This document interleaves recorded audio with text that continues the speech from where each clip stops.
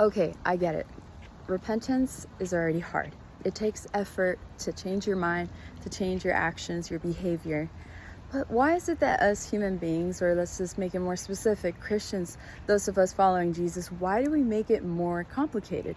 We somehow think that repentance means that we have to put together a list of things that we cannot do, and we end up doing it on our own strength, and then it gets exhausting, and we find ourselves just carrying this burden that we were never meant to carry.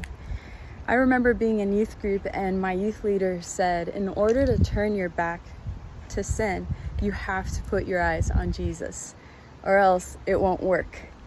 And that was so freeing, because even if I was trying to do that, I just didn't realize how simple that was, and how I can now be more intentional at looking at Jesus's life, looking at the words that he said, paying attention to what he said, looking at the way he lived. I mean, let's get specific. The cross.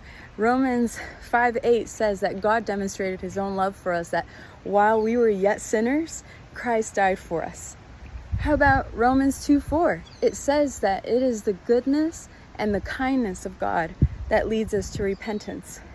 So in other words, if you're looking at Jesus, if you're looking at his goodness and his kindness towards you, it's going to naturally come out of you at some point to change.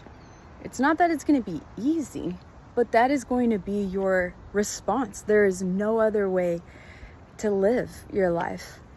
And I love to emphasize this because Jesus never asks us to take a heavy load.